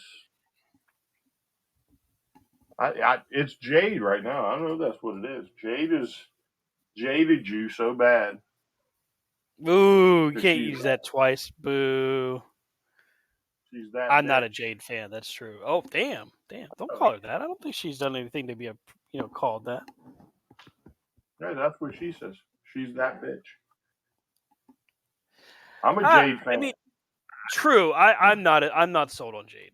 Like I find a lot of the things that she does to be repetitive. I will say this: she continually improves, continually. So I'm not saying that she's awful, and she is improving, but at the same time, it's very much like you're playing the greatest hits every single match, and it doesn't matter who goes against her; she's just going to beat them. When you got people like Athena, when you have people like Ruby before she got hurt, the second, I don't know. It's so sad that she's been hurt so often, but you get my point. Just have so many different credible challengers that it would have made perfect sense for one or the other to actually, get the win. It doesn't happen, and the next thing you know, we find out that, hey, she's going to be taking on Kiera Hogan or whomever. It's just all of these different names, and sooner or later, you gotta eventually, even if she unifies the titles, which would make sense. But if she does, okay, who beats her? And you've said before, whoever is hot at the time, whoever at that point is, in line for it. But right now, it's just like God. It's tiresome seeing the build is tiresome. I think that's the best way I could word it. Nah. I mean, I think it'll be Red Velvet too, by the way. See, Red Velvet would be cool. I like that because she's an original. She's been there from the beginning, and she's been there for Jade too since the beginning, both as an opponent and an ally. So that actually does make good sense. That's a really good call out. I like that. That's a cool idea. Mark the day. All right, October 4th, And, 2022. yeah, and I mean, and again, who knows if maybe they would have pulled the trigger by now, but she's been hurt. Yeah, yeah. Well, that's And the then unfortunate thing. yeah, and if you want to give, if you because Red Velvet she was picking up momentum, and if you want to give her that title, you don't want to put it on somebody else. Right. You're just going to have Jade keep going until Velvet gets back, because ultimately that's going to be your bigger moment. Mm-hmm. Is if she can beat Jade for that title, and then somebody will beat her, probably pretty Yeah. quickly. Well, I would imagine if it depends on the direction, but if let's say for example Jade unifies the titles, if she unifies the titles and Velvet wins it, it's probably going to be either Britt Baker or one of the other bigger, higher profile names to beat her for the belt. That's just my thought I on it. just But what's I that? don't know if they'll unify the titles. I mean, personally, I feel like they don't have a choice. I don't think their women's division is being. I don't think it makes sense to have two different women's titles. Three, if you count the Ring of Honor one. Yeah, but that's only been defended like what, once, twice. Once I think on Dynamite or Rampage, I think, or at a Battle of the Belts. I'm not sure. But look, we are headed up against it. We're running out of time here. Catch up with the show at C2C Radio Show on Twitter. Catch up with Rob at Rob Hefner C2C. Catch up with Brian at Vlad Dragul C2C. Catch up with myself at Stan Grubb. And like I said, C2CRadioshow.com for all your corner to corner needs. Definitely appreciate you. We have heard your responses, by the way, as far as Podbean and otherwise, and I can confirm we are looking at either finding a different way to make sure our live podcasts don't get cut off, or find a way to have it so it's a little bit more consistent. But either way, we will keep you informed. Stay tuned, as they say, to the website c2cradioshow.com. Brian, before they finally cut us off, any final thoughts? I'm not worried about them. And they can't cut me off. Unfortunately, sir, they can't. And they proved it last week when we were in the middle of a chat. Ow!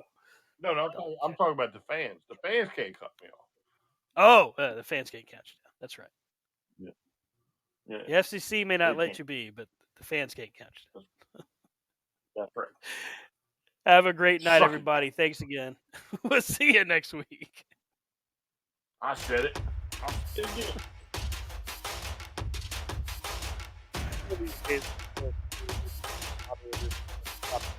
Hey! There's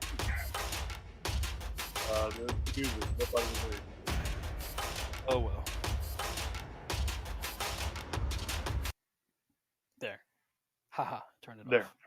off. Now comes the best part of the show. After the show. For a minute. The after show. Or two. Until they cut us off.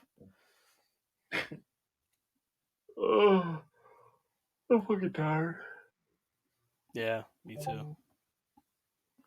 You want to hear something stupid? So I was trying to find the remote, and I leaned over the arm of the couch because it was on the floor, and I was stretching to reach it, and I felt something pop right under my armpit, like right around one of my ribs. I swear, I think pulled a hammy? I don't know. I think I either pulled a muscle or broke a rib. But it's been like this for 2 weeks. It hurt so bad. Huh? Yeah. You didn't pull a hammy. That's in your leg. Right. I pulled a muscle, not a hammy. Yeah. Because I was like, you pulled a hammy? fast. You said, yeah, I think so. Or broke a rib. Whatever, man. Whatever the muscle has. It just hurts. I just need the flash, too, by the way. Oh, really? Yeah. Did they have the battery left? Nice. One. I got lucky. So. Well, if I find the flash, I will get 2 of them and get one for you and one for me. Very nice. I did all the. I got all the little page punchers. I said I got the little page punchers. So I just need the flash. I have found Eddie Kingston and Christian Cage. I saw a Thunder Rosa. And I saw the Adam Page Walmart exclusive. Yeah, I've seen that. I've had my hands on it, but I just put it back. Yeah, me too. I'm trying to find another Punk for you, but I'm trying to think. I think I did see Eddie, but in my mind, like the wave was so far out. Mm-hmm. You know what I'm saying? 'Cause I've kind of lost track of what the waves are. But in my mind, it was like he should already have this because it's got to be waves old the way we get. Kiana surprised me a couple weekends ago and brought home Eddie and Christian. She's like, "Hey, they didn't have Thunder Rosa, but look what I found." I was like, "Oh, cool." So, yeah, because right now what's that? You haven't seen what?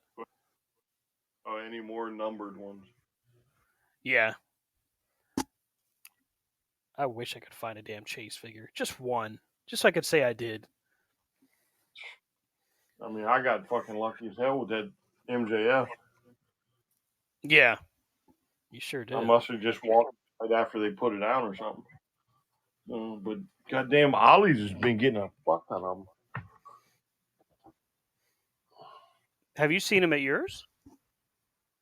No, I haven't been in lately, but I need to start going on a regular basis. My wife won't let me because they got like those old, like 5 packs of comics. Oh, nice.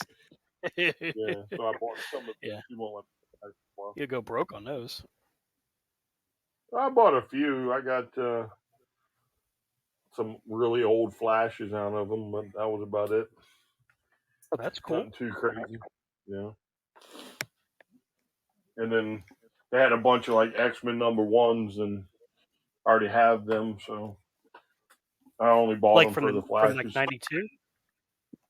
Yeah, that Jim Lee X-Men Yeah. #1 that is like the greatest selling or the biggest selling comic book of all times, because there were like 6 covers and 5 of them were interconnecting, and then the one had all the covers, and then again it's all #1, so everybody was buying 5 fucking issues of the #1. So I think right about now I have